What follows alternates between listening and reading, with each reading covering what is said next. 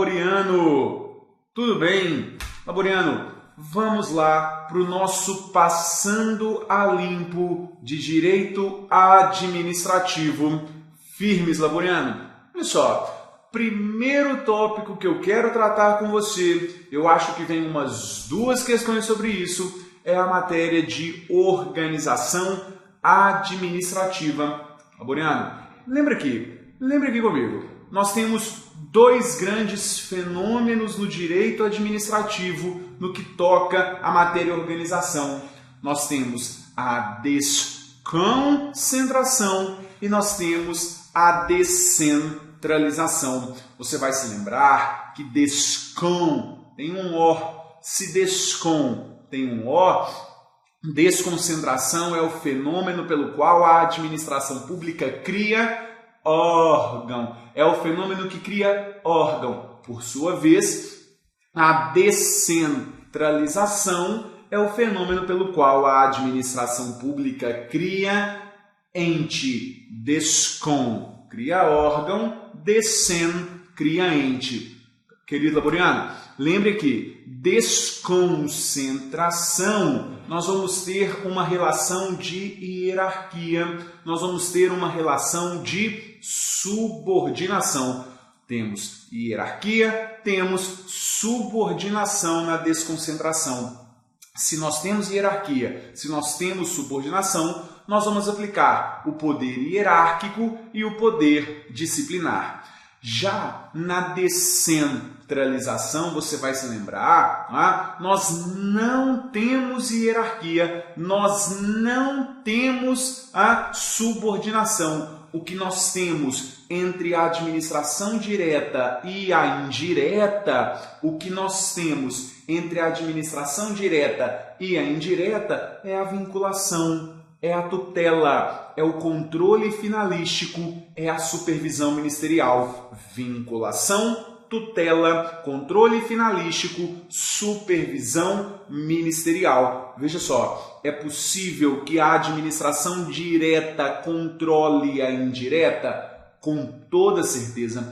Com toda certeza é possível o controle da administração direta sobre a indireta. Contudo, esse controle não decorre da hierarquia. Esse é um controle que decorre da vinculação, de um controle finalístico, de tutela, de supervisão ministerial.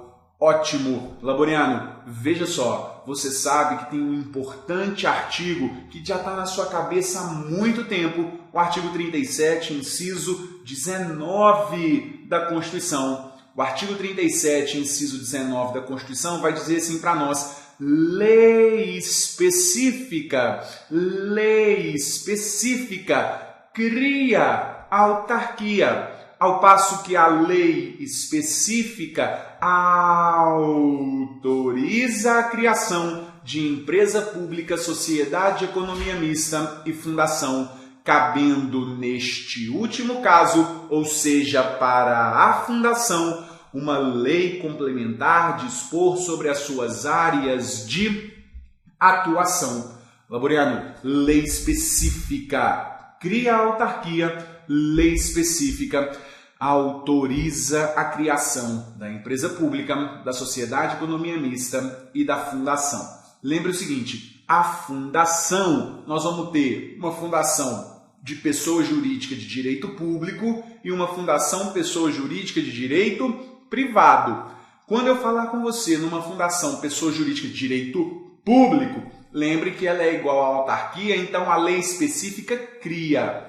Quando eu falar com você, então, numa fundação de direito privado, fundação pública de direito privado, aqui a lei específica vai autorizar a sua criação. Seja ela pública de direito público, seja ela pública de direito privado, vai necessitar da lei complementar para dispor sobre as suas áreas de atuação.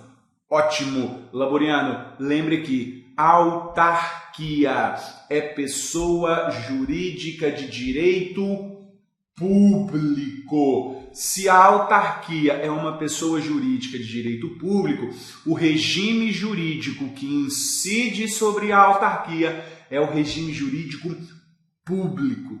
A fundação, ela pode ser de direito público e aí ela é uma fundação autárquica, uma autarquia fundacional. Mas ela pode ser de direito privado. Ótimo. Empresa pública e sociedade de economia mista.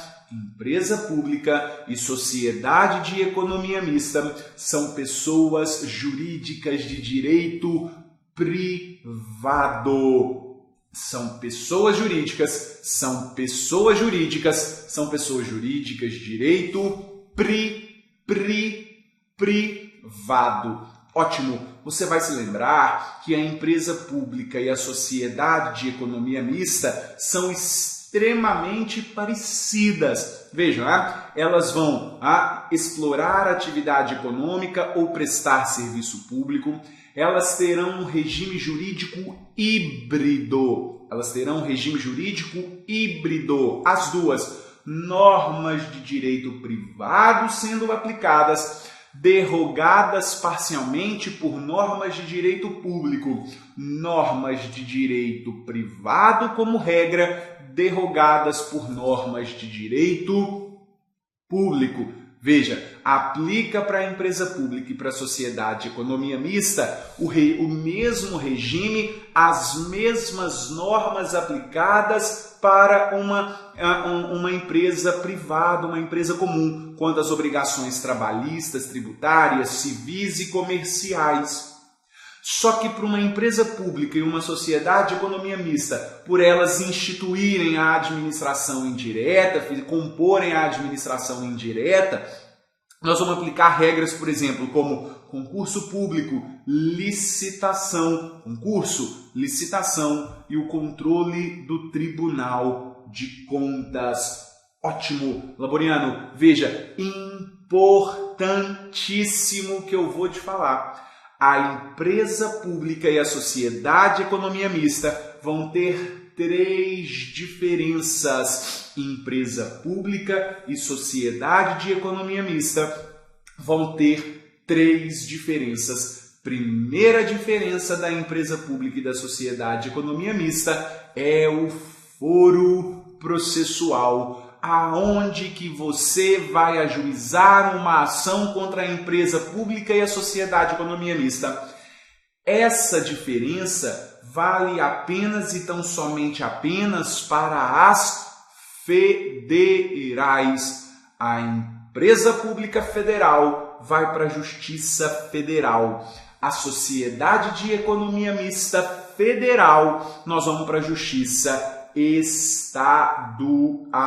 Agora veja, empresa pública estadual ou municipal, sociedade de economia mista estadual ou municipal, todas elas nós vamos para a Justiça estadual. Então, a primeira diferença, foro processual, lugar de ajuizamento da ação, vai valer apenas para as federais. A empresa pública federal, Justiça Federal. A sociedade de economia mista, ainda que federal, Justiça Estadual. Segunda diferença é a forma societária, é a forma jurídica.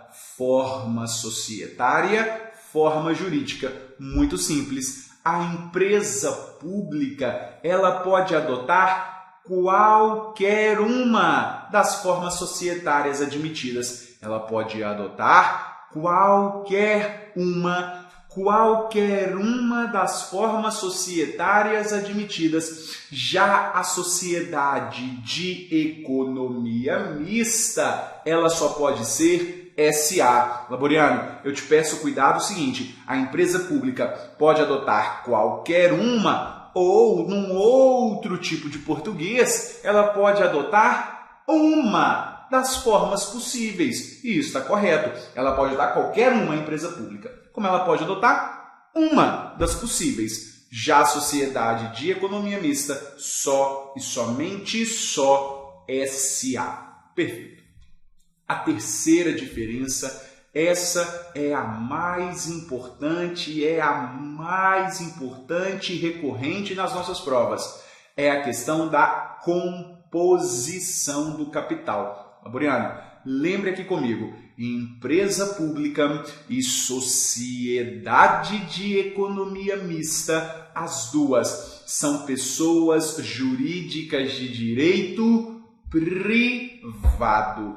A empresa pública e a sociedade de economia mista, as duas são pessoas jurídicas de direito privado. Laboriano, veja, então vamos lá. A empresa chama pública porque o capital ele é 100% público. A empresa chama pública porque o capital é 100% público.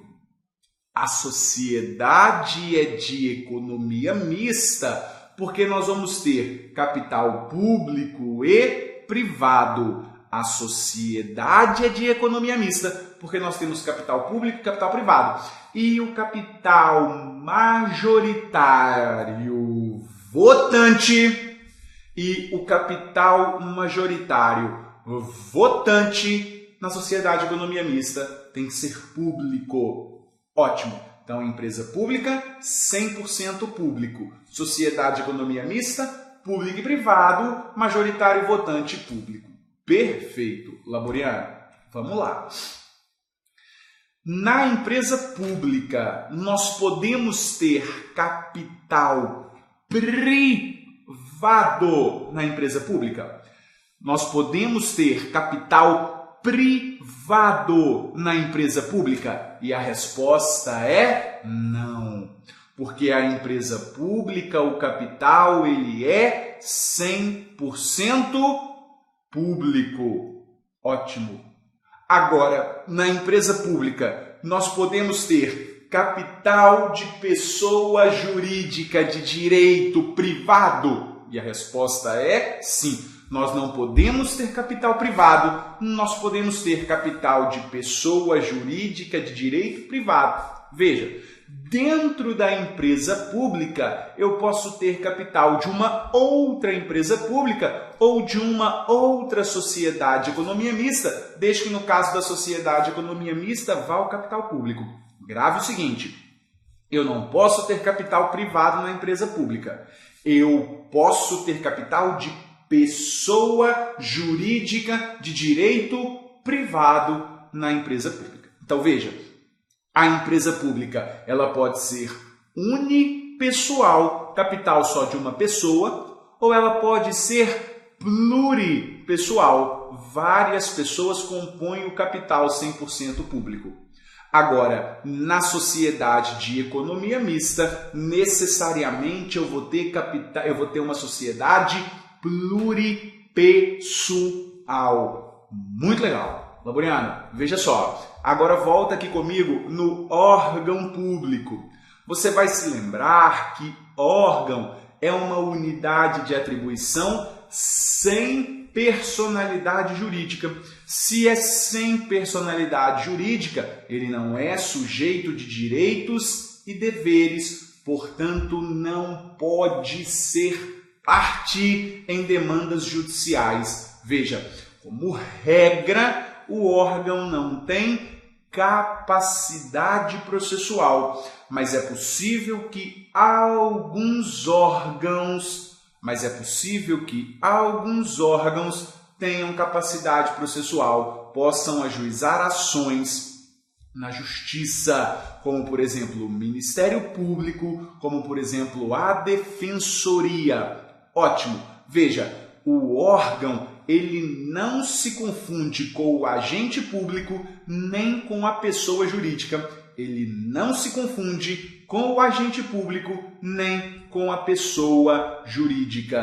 Perfeito. Laboriano, veja, a classificação do órgão público mais importante para sua prova é a quanto à posição estatal. E quanto à posição estatal, os órgãos públicos podem ser 4 na ordem. Lembre da pirâmide. Ele pode ser independente, autônomo, superior e subalterno.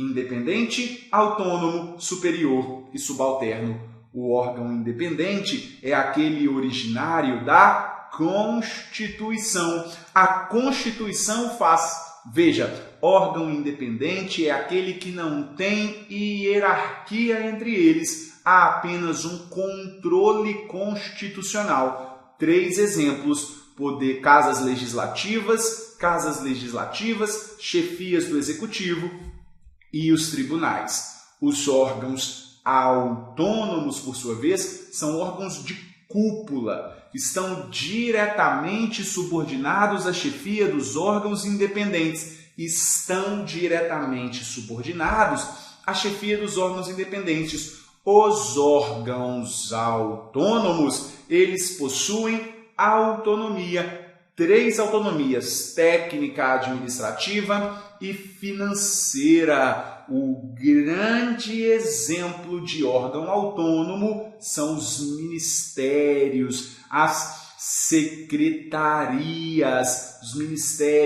as secretarias. Já os órgãos superiores, veja, eles estão abaixo do autônomo. Os órgãos superiores são órgãos de direção, controle e comando. Direção, controle e comando. Os órgãos superiores, eles vão ter apenas autonomia técnica. Eles não têm autonomia administrativa e financeira. Não tem autonomia administrativa e financeira, tem apenas autonomia técnica. Os órgãos superiores, os melhores exemplos são as divisões, as coordenadorias, corregedorias, os departamentos, são os melhores exemplos. Por fim, o órgão subalterno. O órgão subalterno é aquele órgão de mera execução, de mero cumprimento de ordens e que, portanto, não tem autonomia. Continue aqui comigo na nossa revisão, no nosso Passando a Limpo, e veja só. Segundo a matéria que eu quero estudar com você, são os poderes administrativos. Laboriano, lembre comigo que poderes administrativos são 4: poder hierárquico, disciplinar, normativo e o de polícia. Esses poderes, por mais que eu fale em poder, você sabe, eles são verdadeiros deveres, são obrigações impostas ao administrador público. Ótimo, Laboriano, veja comigo o seguinte: primeiro poder, o poder hierárquico. O poder hierárquico é o poder-dever de escalonar as funções. É o poder-dever de escalonar as funções entre os órgãos e agentes da mesma entidade. É o poder-dever da administração de escalonar as funções entre órgãos e agentes da mesma entidade. Então eu volto a te dizer, não existe hierarquia entre a administração direta e a indireta, porque o poder hierárquico ele aplica dentro da mesma entidade. Do poder hierárquico, nós vamos dividir em outros poderes, os poderes decorrentes do hierárquico. Primeiro poder decorrente do hierárquico é o poder de comando. Poder de comando é o poder de dar ordens e nasce para o subordinado o dever de obediência. Hierárquico superior dá ordem, hierárquico inferior obedece. Perfeito. Segundo é o poder de fiscalização. É o poder de fazer é o poder de verificar se foi cumprida a ordem. Poder de fiscalização. Terceiro é o poder de revisão, por meio de anulação e revogação dos atos praticados. Quarto é o poder de avocação e delegação. Lembre comigo, poder de avocação e delegação, lembrando que eu não posso delegar, são indelegáveis. as matérias de competência exclusiva, as decisões em recursos administrativos, matéria de competência exclusiva, as decisões em recursos administrativos e ainda os atos normativos. E o quinto poder, decorrente do hierárquico, é o poder de dirimir conflitos de competência.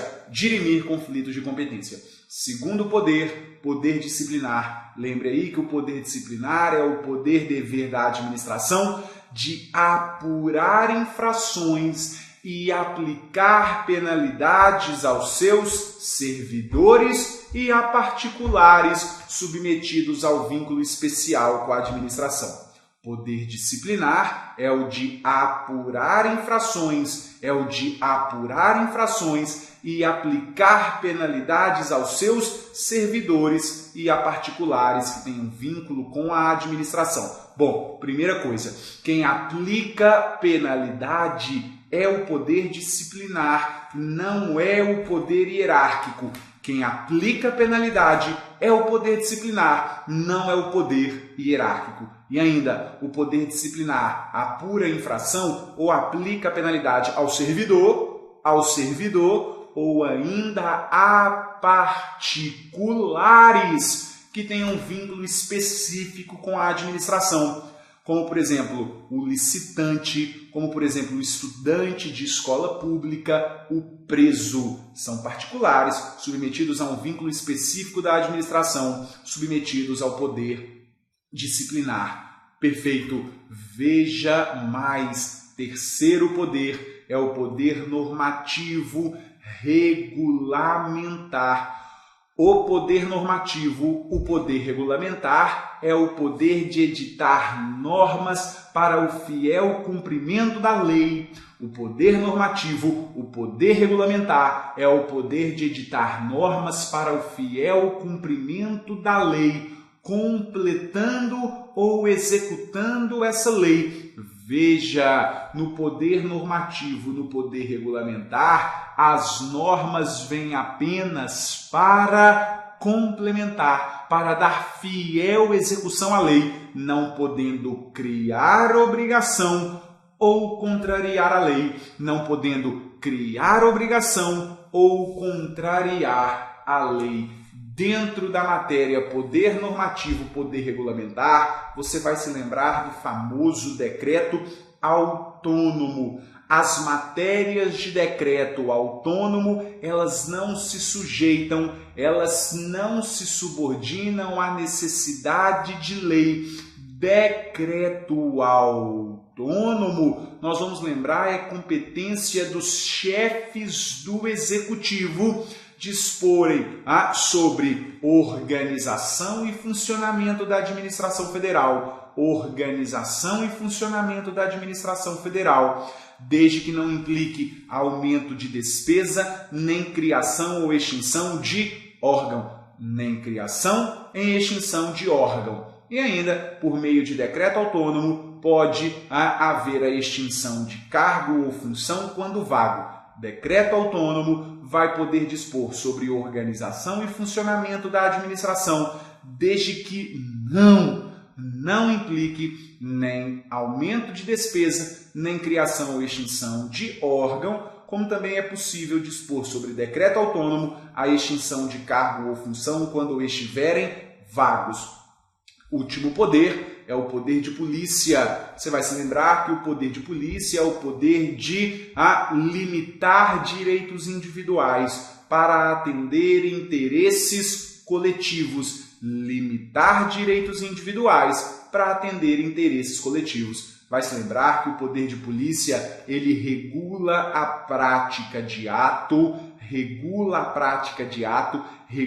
a abstenção de fato, ele condiciona o exercício de determinadas atividades. Veja, o poder de polícia, ele vai ter como base a questão de saúde, segurança, ordem pública. Ótimo! O poder de polícia, ele legitima a cobrança de taxa. O poder de polícia legitima a cobrança de taxa. Ótimo. Lembre, Laboriano, o poder de polícia ele pode ter condutas tanto preventivas quanto repressivas. Tanto preventivas quanto repressivas. O poder de polícia, ele tem dica para o poder de polícia. O poder de polícia, ele é indiscricionário, ele é imperativo ou coercitivo, discricionário, imperativo ou coercitivo e ainda ele é autoexecutório. Lembrando que tudo isso é como regra. Como regra, o poder de polícia é discricionário. A análise de oportunidade e conveniência. Exemplo de ato de polícia discricionário, a autorização. Veja, mas o poder de polícia ele pode ser vinculado. E aí o exemplo é a licença. O poder de polícia, como regra, ele é imperativo. Ocorre independente da autorização, da concordância do particular. Como regra, mas o poder de polícia ele pode ter atos de consentimento, como a própria licença, a própria autorização, atos que precisam da concordância, da vontade do particular. E ainda, o poder de polícia, como regra, ele é autoexecutório, independe da autorização do poder judiciário para acontecer. Como regra, ele é autoexecutório, mas a multa, lembre disso, a multa é um ato de polícia não autoexecutório. A multa vai ter o atributo da exigibilidade. Laboriano, veja quais são os atributos do ato administrativo. Olha, os atributos do ato administrativo formam o pitae. Presunção de legitimidade e veracidade, imperatividade, a tipicidade, autoexecutoriedade e exigibilidade. Primeiro, presunção de legitimidade e veracidade. A presunção de legitimidade e veracidade. Presunção de legitimidade é a conformidade do ato com a lei. Conformidade do ato com a lei. Presume-se que o ato foi praticado nos termos da lei. Presunção de veracidade diz respeito aos fatos. Presume-se que os fatos que ensejaram a prática do ato são verdadeiros. Presunção de legitimidade, lei. Presunção de veracidade, fato. Ótimo. Veja mais. Essa presunção ela é relativa ou iuris tantum. A presunção do ato não é absoluta, não é iure et de iure. Presta atenção nisso aqui, Laboriano. Um ato ilegal, ele produz os seus regulares efeitos em razão do atributo da presunção de legitimidade e veracidade. Um ato ilegal, ele produz os seus regulares efeitos em razão do atributo da presunção de legitimidade e veracidade. Porque se presume legítimo, se presume verdadeiro, como é uma presunção relativa e iuris tantum, admite prova em contrário, e quando provar em contrário que ele não é legítimo, que ele não é verdadeiro, ele será desconstituído. É o único atributo presente em todos os atos administrativos. É o único atributo presente em todos os atos administrativos. Veja, segundo o atributo, imperatividade. A imperatividade é o atributo pelo qual o ato administrativo acontece independente da concordância do particular, independente da concordância do terceiro. É o atributo pelo qual o ato administrativo acontece independente da concordância do particular. Ótimo, veja mais.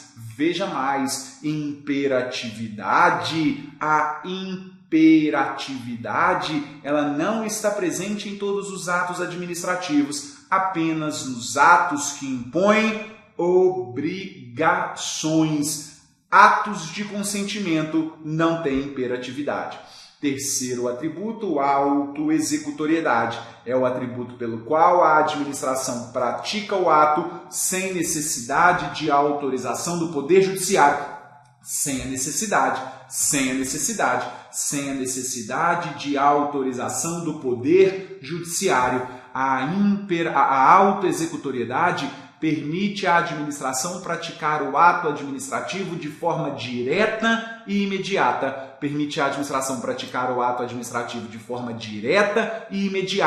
Sem a necessidade de intervenção, de autorização do Poder Judiciário. Para isso, ótimo, veja Laboriano mais. A autoexecutoriedade não impede o controle do Poder Judiciário sobre o ato. E esse controle do Poder Judiciário, que é um controle de legalidade, que recai tanto no ato vinculado quanto no discricionário, mas controle de legalidade. Tipicidade. Tipicidade é o atributo pelo qual os atos administrativos eles devem corresponder a figuras previamente definidas pela lei. O ato administrativo deve corresponder a figuras previamente definidas pela lei, como aptas a produzir determinados efeitos, determinados resultados. A tipicidade ela vai estar presente apenas nos atos unilaterais. Ela não está presente nos atos bilaterais, não está presente nos atos bilaterais. Ótimo, veja mais. Exigibilidade é o atributo pelo qual a administração vai atuar com meios indiretos de coerção. Se a autoexecutoriedade e executoriedade são os meios diretos, a exigibilidade é o meio indireto de coerção. Ótimo, veja Laboriano. Veja elementos ou requisitos do ato administrativo com FIFO, competência, objeto, motivo, finalidade e forma. Competência, objeto, motivo, finalidade e forma. Lembre, motivo. Motivos são as razões de fato e de direito que ensejaram o ato administrativo. Motivos são as razões de fato e de direito. Razões de fato e de direito que ensejaram a prática do ato administrativo. Veja, ato que não precisa ser motivado é a nomeação e a exoneração de um cargo em comissão. Não preciso motivar, mas eu posso motivar. Se eu motivo, os motivos passam a integrar a validade do ato. Eu não preciso motivar, mas se eu motivo, o motivo passa a integrar a validade do ato. E aí eu vou poder aplicar uma teoria importantíssima, teoria dos motivos determinantes. A teoria dos motivos determinantes exige. A teoria dos motivos determinantes exige que o motivo trazido no ato seja pertinente, compatível com a realidade. Lembrando que a finalidade de um ato administrativo é uma finalidade pública. Ótimo. Veja, lembrando que a forma é a exteriorização do ato administrativo. A forma pode ser sanável desde que não seja uma forma essencial. A forma pode ser sanável desde que não seja uma forma essencial. Competência pode ser sanado desde que não seja uma competência exclusiva. Competência pode ser sanado desde que não seja uma competência exclusiva. O objeto, vício, quando tem um vício, é vício insanável. Motivo, vício insanável. Finalidade, vício insanável. Forma sanável, desde que não seja uma forma essencial. Ótimo, Laboriano. Lembre aqui comigo, a licença. É um ato unilateral e vinculado. Diferente à autorização, é um ato unilateral, mas discricionário. Como é discricionário também a permissão, unilateral e discricionário. A admissão. A admissão é um ato unilateral e vinculado. Licença unilateral e vinculado. Autorização unilateral e discricionário. Permissão unilateral e discricionário. A admissão unilateral e vinculado. Ótimo, laboriano. Vamos lá, serviço público. Continuando o nosso Passando a Limpo, vamos lá em serviço público. Veja, nós temos 3 institutos distintos. Nós temos a concessão de serviço público, a permissão de serviço público, a autorização de serviço público. Concessão. A concessão é feita a uma pessoa jurídica ou a um consórcio de empresas. A permissão é feita à pessoa jurídica ou física. A autorização à pessoa jurídica ou física. Então, concessão, pessoa jurídica ou consórcio de empresa. Permissão jurídica ou física. Autorização jurídica ou física. Veja, a concessão tem que ter licitação na modalidade concorrência. Tem que ter licitação e tem que ser na modalidade concorrência. A permissão tem que ter licitação, mas a lei não estabeleceu qual a modalidade. E a autorização não tem licitação. Não tem licitação na autorização. Concessão é um contrato comum e não é precário. Permissão é um contrato de adesão e, por ser um contrato de adesão, é a título precário. A autorização é ato. A autorização é ato administrativo discricionário unilateral e praticado a título precário. Permissão é contrato de adesão a título precário. A autorização é ato unilateral discricionário a título precário. O que quer dizer a título precário? Eventual revogação não enseja indenização. Importantíssimo dentro de serviço público é o princípio da continuidade. Os serviços públicos eles devem ser contínuos, não podendo ser interrompidos. Lembre aqui, laboriano, veja, 2 situações vão ensejar a interrupção do serviço público e não configura descontinuidade. Primeiro, situações de emergência. Segundo, após prévio aviso, por razões de segurança ou manutenção das instalações, questões de ordem técnica e ainda o inadimplemento do usuário. Então, princípio da continuidade, os serviços públicos eles devem ser contínuos. 2 exceções, emergência e, veja, após prévio aviso, por razões de ordem técnica, segurança das instalações e ainda por inadimplemento do usuário. Laboriano, lembre comigo de 2 formas de extinção do contrato de concessão que são importantíssimas: caducidade e encampação. A caducidade ela ocorre em razão de inexecução do contrato total ou parcial por parte da concessionária. Caducidade, extinção do contrato de concessão em razão de inexecução total ou parcial do contrato de concessão por parte da concessionária. Haverá também caducidade,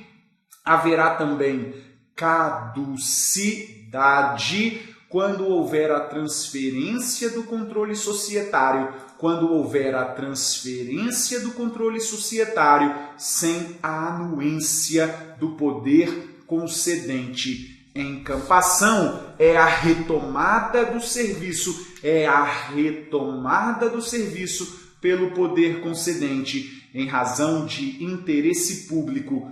Veja, a encampação vão ser 2 requisitos: a autorização legislativa e ainda precisa de indenização prévia. Retomada do serviço por razões de interesse público, 2 requisitos: precisa de autorização legislativa e indenização prévia. Ainda mais a reversão dos bens. Em qualquer caso de extinção da concessão, haverá a reversão dos bens para o poder concedente. Isso em razão do princípio da continuidade.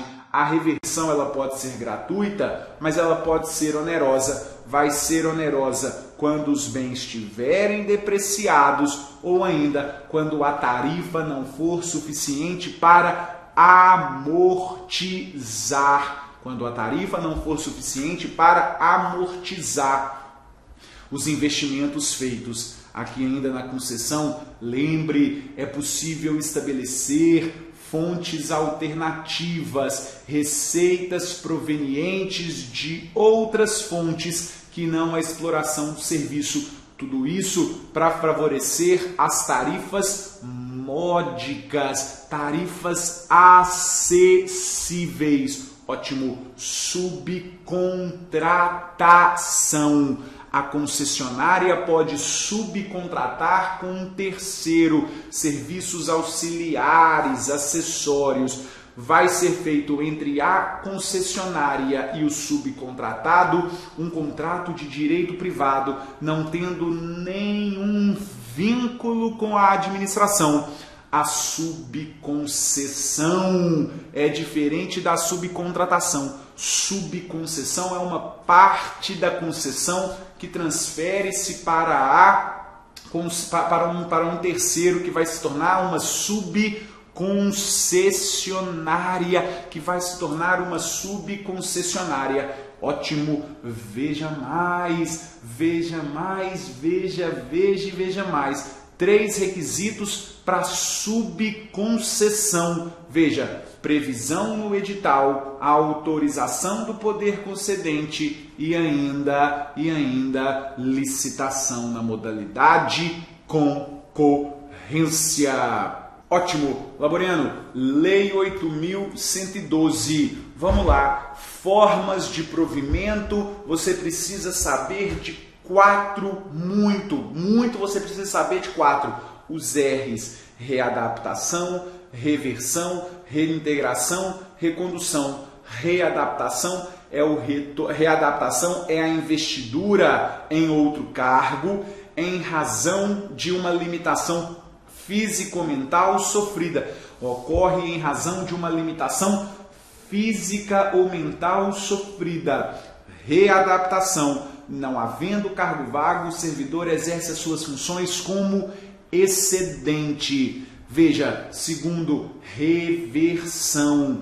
A reversão é o retorno à ativa do servidor que estava aposentado. Reversão é o retorno à ativa do servidor que estava aposentado. Reintegração ocorre quando há invalidação da demissão por decisão judicial ou administrativa. Reintegração só acontece do servidor estável. Recondução é o retorno do eventual ocupante ao cargo anteriormente ocupado por 2 situações. Veja, por reintegração de outro servidor ou por inabilitação em estágio probatório. Veja, 2 formas de provimento serão provimento e vacância simultaneamente, promoção e readaptação. Promoção e readaptação. Promoção e readaptação. Provimento e vacância simultaneamente. Laboriano, lembre comigo aqui. Veja, nomeado hoje, você tem 30 dias para tomar posse. Tomado posse hoje, você tem 15 dias para entrar em exercício. Despassado o prazo de 30 dias para tomar posse, torna-se sem efeito o ato de nomeação. Passados 15 dias para entrar em exercício, o servidor é exonerado. É a posse, é a posse que marca a investidura do servidor, é a posse que marca a investidura do servidor no cargo público, é na posse que tem que provar todos os requisitos. Ótimo. Lembre aqui, laboriano, penalidades da Lei 8.112. Advertência, suspensão, demissão, cassação de aposentadoria ou disponibilidade, destituição de carga em comissão e a destituição de função comissionada. Lembrando que essa destituição de função comissionada, a lei não fala nada. Advertência tem que ser por escrito. Veja, lembre aqui, vai ensejar advertência, por exemplo, coagir ou aliciar os seus subordinados a se filiar à associação sindical ou a partido político. Coagir ou aliciar o subordinado a se filiarem à associação sindical ou a partido político.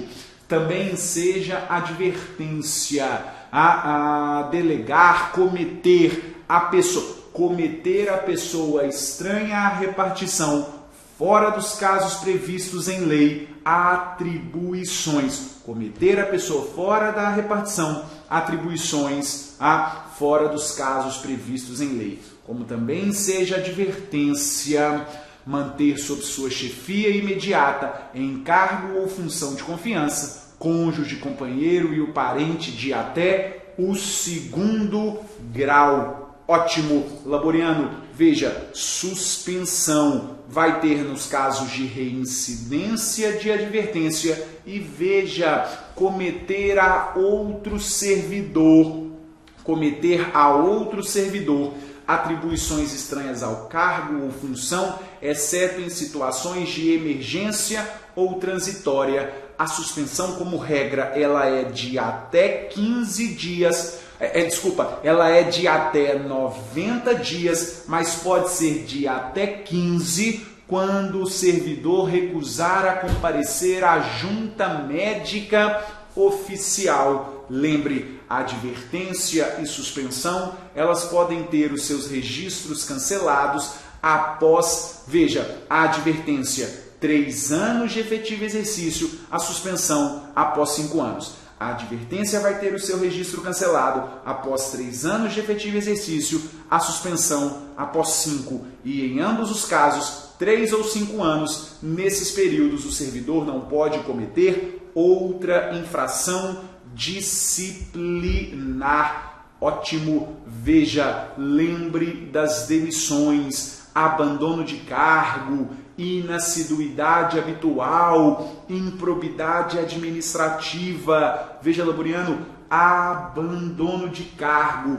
O servidor se ausenta intencionalmente por mais de 30 dias. Inassiduidade habitual, o servidor falta ao serviço por 60 dias, intercaladamente durante o prazo de 12 meses. Lembre aqui comigo, laboriano, existem algumas situações que impossibilitam o retorno do servidor ao serviço federal. O servidor não volta para o serviço federal. Quais são essas situações? Crime contra a administração, improbidade administrativa, aplicação irregular de dinheiro público, lesão ao erário e corrupção. Crime contra a administração, improbidade administrativa, aplicação irregular de dinheiro público, lesão aos cofres públicos e ainda a corrupção. Essas 5 situações ensejam a demissão a bem do serviço público. O servidor não volta para a administração pública federal jamais. Agora, tirando o crime contra a administração,